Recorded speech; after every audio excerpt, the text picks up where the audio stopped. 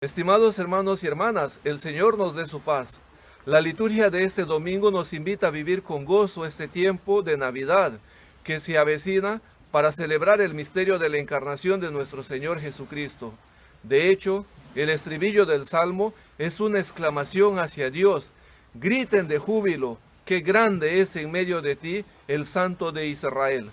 El salmista está convencido de que es el Señor el que cambia nuestra historia y no nuestras fuerzas.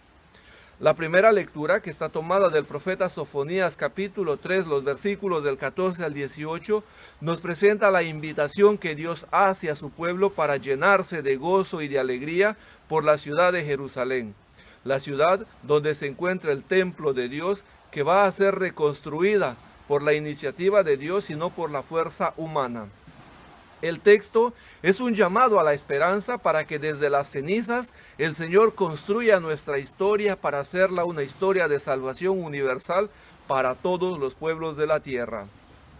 El Evangelio, que está tomado de San Lucas capítulo 3, los versículos del 10 al 18, nos presenta la figura de Juan el Bautista como el personaje más importante en este tiempo de Adviento, en el sentido de que es él la voz que se encuentra en el desierto y prepara al pueblo para la venida del Mesías. Para nosotros es clara la idea de Juan el Bautista en la historia de la salvación, pero hay que tener presente que la comunidad cristiana ha necesitado de un proceso para poder definir los roles en la pedagogía de la revelación de Dios en los momentos cruciales del cumplimiento de las profecías. En este contexto del inicio del ministerio del precursor, constatamos tres grupos sociales bien definidos. Por una parte la gente, por otra parte los publicanos y finalmente los soldados.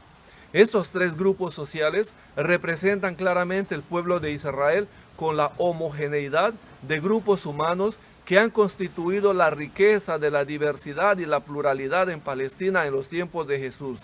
Es decir, todos estos personajes, todo el pueblo, estaba a las expectativas de la venida del Mesías. La gente, en su modo genérico, es el pueblo que vive en el anonimato social, no logra ser identificado, porque ellos son los que viven en carne propia las circunstancias de la vida y construyen un imaginario de Mesías que les sea cercano a sus realidades, que les sea cercana a su existencia. Los publicanos son los religiosamente rechazados por la vida que llevan, no van en sintonía con el estatus religioso del pueblo y por tanto son no aceptados por el sistema religioso. También en estas expectativas aparecen los romanos, que representan el mundo del dominio, de la opresión, pero también el mundo del paganismo. Sin embargo, algunos de estos son temerosos de Dios y aceptan algunas prácticas judías. En medio de todos estos grupos humanos, es decir, en toda la sociedad, aparece la figura de Juan el Bautista, dotado de popularidad y aceptación tanto para los judíos, para los publicanos y los romanos. La respuesta del Bautista parece centrarse en el campo de la ética, cuando invita a todos a la solidaridad compartida de los recursos, a evitar la extorsión y abolir el chantaje intimidatorio. Es curioso ver que el Bautista, ante la inminente venida del Señor, invite a una transformación ética personal para que ésta tenga una repercusión en una ética social. En la pedagogía de Dios, el contenido del Bautista es el llamado de la conversión y no el anuncio del reino de Dios, porque esto será el mensaje central del Mesías. Seremos discípulos del Mesías cuando nosotros nos identificamos con el contenido del Mesías, que es el anuncio del reino de Dios. La predicación de Juan el Bautista suscita inquietud en todos estos grupos humanos cuando comienzan a preguntarse si él no sería el Mesías. Es la clave para entender el papel de Juan en el judaísmo contemporáneo a Jesús. Para el Bautista, la ética es el paso que nos lleva a la percepción del inicio del reinado de Dios. El discurso de Juan es a la vez el camino trazado por la comunidad cristiana para identificar la función de Juan en la historia de la salvación. Juan prepara el camino con el agua de purificación y de conversión, y deja abierto el proceso que sigue con el inicio del ministerio de Jesús.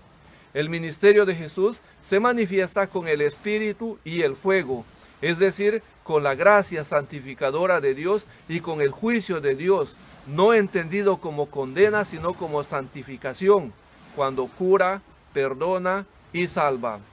El bautista no se queda con la simple expresión enigmática de que hay uno que bautizará con el Espíritu y con fuego, sino que añade una expresión bastante conocida en el judaísmo como la ley del levirato, en el sentido de que si alguno muere sin dejar descendiente, un pariente cercano del difunto puede dar la descendencia en nombre del difunto, pero si éste renuncia, se le debe desatar las sandalias de los pies.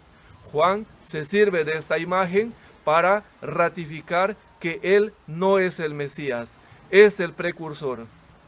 Por eso, la segunda lectura, que está tomada de la carta a los Filipenses capítulo 4, los versículos del 4 al 7, nos invita a mantener la alegría de la convicción de que el Señor nos manifestará la plenitud de su amor, manteniendo la esperanza en Él. La gracia del Señor nos acompañe. Buen domingo, paz y bien.